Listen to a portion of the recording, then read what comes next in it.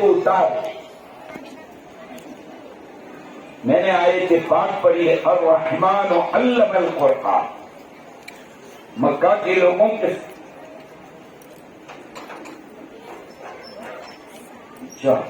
مولانا کی بات نے میرے 14 طبق روشن کر دیے کہ 14 بچے ایسے ہیں جنہوں نے ایک بھی غیر حاضری نہیں کی پورے سال میں. اب یہ کرامت امی کی ہے یا ابا کی؟ آپ سمجھتے ہوں ہم بیٹھے ہم کو مبارکبادی دو. نہیں، تم ایک بھی مبارکبادی کے قابل نہیں، ایک بھی نہیں. یہ سب کرامت ماں کی ہے. اگر مولانا سے پوچھ لوں کہ چھوڑنے کون آتا ہے مدرسہ؟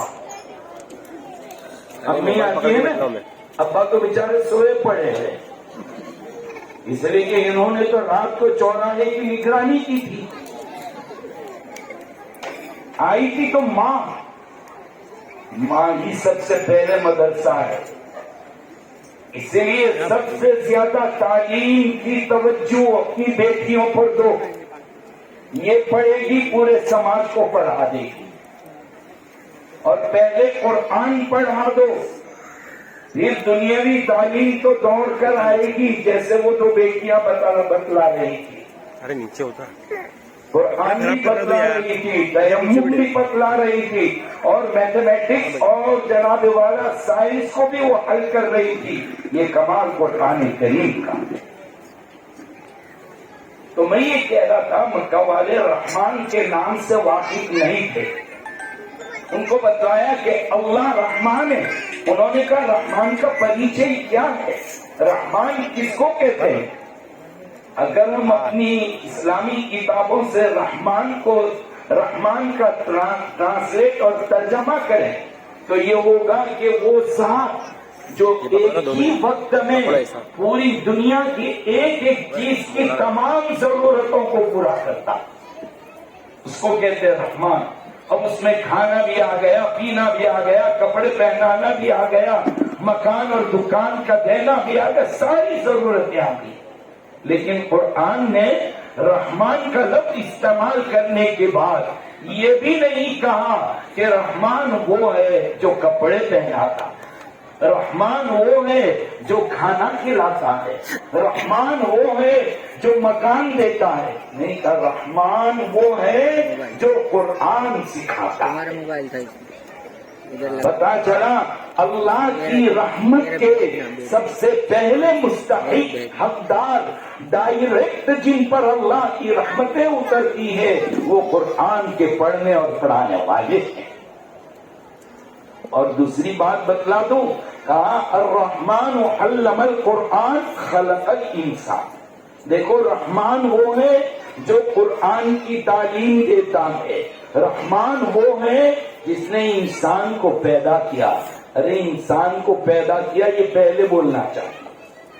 قرآن کی تعلیم کا ذکر بعد میں کہ پہلے پیدا ہو کر آئے گا تو تعلیم قرآن حاصل کرے گا.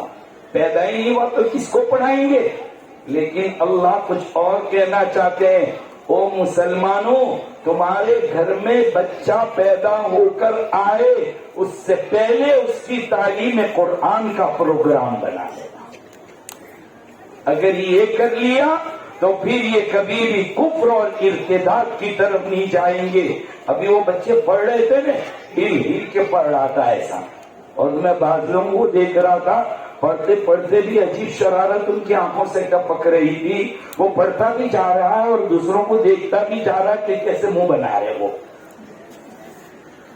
عجیب کیفیت تھی اور ایسا بھی ہل رہے تھے عجیب. میں نے کہا وہ ڈبے کے اندر کوئی چیز بھرنی ہوتی ہے نا تو گھر سے دیکھا گیا کہ بھرنے کے قریب آئے تو ہلاتے تو اندر اتر جاتا ہے. یہ مدرسہ کے اندر وہ ہل ہل کے کلمے پڑھتے ہیں، ہل ہل کے قرآن پڑھتے ہیں.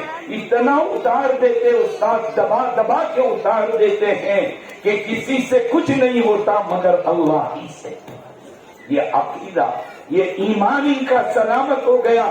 یہ دنیا کے کوئی حالات ان کو انشاءاللہ مرتد نہیں بنا سکتے.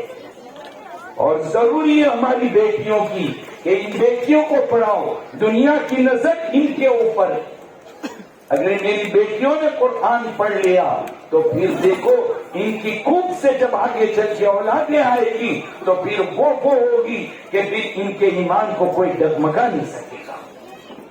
بہت ضروری ہے اپنی بیٹیوں کو پابندی سے مکتب کے اندر بھیجو، اپنی اولاد کو پابندی کے ساتھ بھیجو.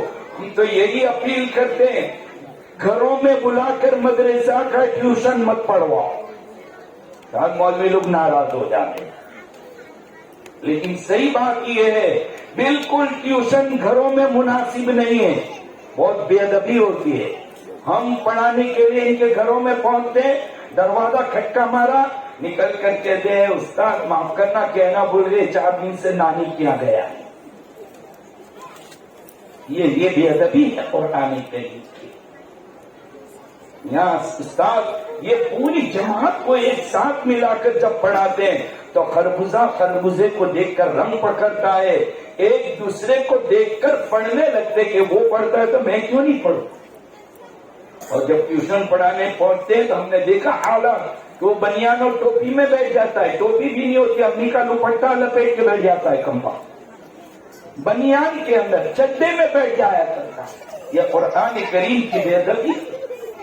اسکول کا ٹیوشن پڑھانے والے 1-پونا گھنٹہ آپ کو بھیجنا پڑتا ہے، 1500 2,000 روپئے اس کی فیس ہوتی ہے. وہاں بھی وہ مجموعی حیثیت سے کلاس کے طور پر پڑھاتا ہے. ایک استاد قرآن کریم پڑھانے کے لیے آئے اور 300-500 روپئے میں اس کا سودا، اور وہ بھی 2-3 مہینے تک فیس نہیں ملتی اس کی. بہتر مدرسہ میں بھیجو، یہاں جو ملے گا وہ پرائیویٹ ٹیوشنوں میں نہیں ملے گا. اور الحمدللہ یہ بات بھی ہے کہ یہ 1.5-2 گھنٹے کے اندر وہ پڑھا دیتے ہیں کہ اس پڑھانے کو پکا کرنے کے لیے ٹیوشن کے اوپر نہیں بھیجنا پڑتا. اسکول والوں سے میں اپیل کرتا ہوں، ماسٹر لوگوں تو ان سے بھی کہوں گا ہاتھ جوڑ کر، ہمارے بچے 7 گھنٹے آپ کے قبضے میں ہوتے ہیں، ہم لمبی تگڑی فیس پے کر کے ادا کرتے ہیں، ہمارا بچہ مرا کر تھکا آ رہا تھا اتنا بڑا بوجھ اٹھا کر، اور پھر 2 گھنٹے ٹیوشن کی بلا اور ہوم ورک اس وہاں ٹیوشن والا بھی دے گا، اسکول والا بھی دے گا.